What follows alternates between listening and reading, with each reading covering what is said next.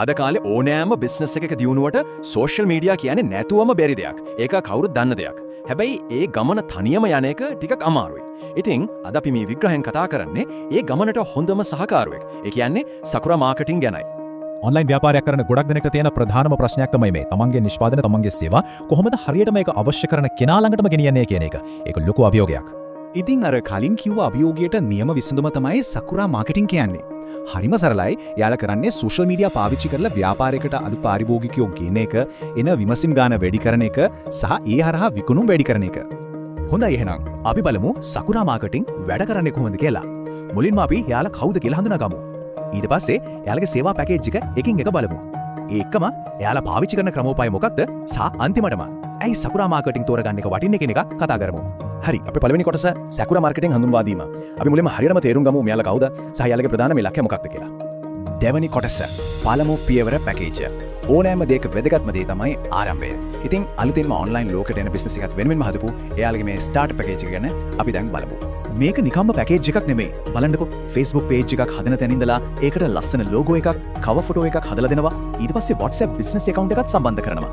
ඒ විතරක් නෙමෙයි. page එක හරියටම කැටගරි කරලා boost කරන්නම විශේෂ post එකකුත් හදලා දවස් 3ක ad campaign එකකුත් කරනවා. ඒ කියන්නේ බිඳුවේ ඉඳන් කෙලින්ම විමසීම් එන තැනටම සම්පූර්ණ setup එක හදලා දෙනවා.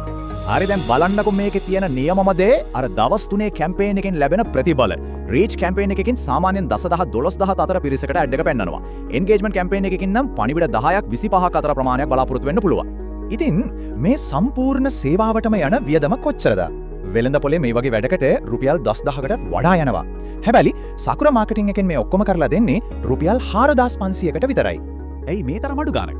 යාළුවගේ අදහස මේකයි. යාළුවා බලාපොරොත්තු වෙන්නේ දිගුකාලීන සම්බන්ධතාවයක් හදාගන්න. යාළුවා විශ්වාස කරනවා මේ සේවාව ගත්තට පස්සේ සේවාදායකයන් දිගටම යාළුවත් එක්ක වැඩ කරයි කියලා. ඒ විශ්වාසය මත තමයි මේ අඩු මිලට දෙන්නේ. තුන්වෙනි කොටස ongoing. ඒ කියන්නේ දිගටම කරගෙන යන ප්‍රවර්ධන පැකේජ්. බිස්නස් එක පටන් ගත්තා වගේම ඒකේ වේගය දිගටම තියාගන්න එකත් හරිම වැදගත්. ඉතින් ඒකට තියෙන පැකේජ් මොනවද කියලා අපි දැන් බලමු. මෙතන දවස් ගාණ අනුව වෙනස් වෙන පැකේජ් කීපයක්ම තියෙනවා. දවස් 3 එකට රුපියල් 2000 ඉඳන් දවස් 10 එකට රුපියල් 5000 වෙනකම්. වැදගත්ම දේ තමයි හැම පැකේජ් එකක් එක්කම නොමිලේ දෙන දේවල්. බලන්නකෝ දවස් 10 පැකේජ් එක ගත්තොත් පෝස්ට් 3ක්, cover photo එකක්, Instagram boost එකක් විතරක් නෙවෙයි බිස්නස් කාඩ් එකකුත් නොමිලේම හදලා දෙනවා. හතරවෙනි කොටස මාසික කළමනාකරණ සේවාව. හරි, දැන් අපි කතා කරන්නේ තමන්ගේ සෝෂල් මීඩියා පැත්ත ගැන කිසිම දෙයක් හිතන්න ඕන නැතුව සම්පූර්ණයෙන්ම විශේෂඥයන්ට බාර දෙන්න කැමති ව්‍යාපාරවලට තියෙන සේවාව ගැනයි.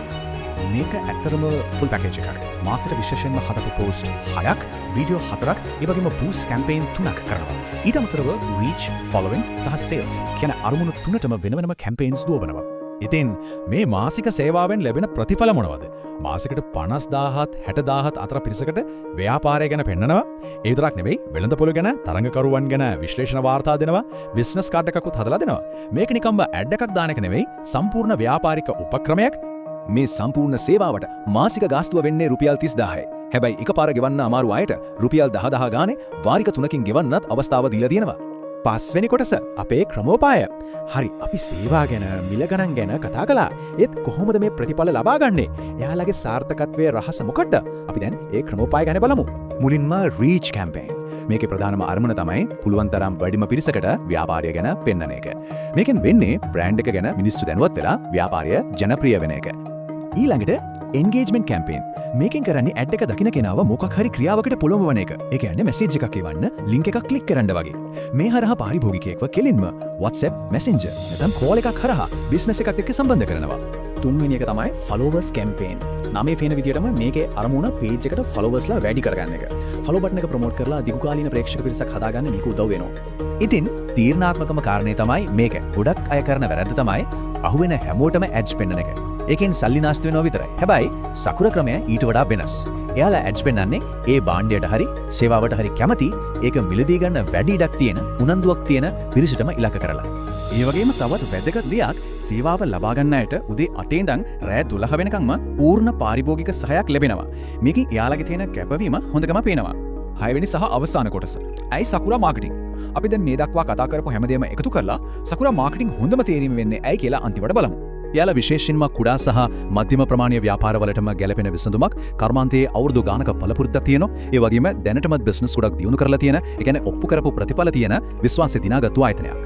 ඉතින් මේ හැමදේම දිහා බැලුවම පේනවා හරියටම සහකාරයෙක් හිටියොත් ඔන්ලයින් ව්‍යාපාරයක් දියුණු කරන එක අභියෝගයක් නෙවෙයි කියලා.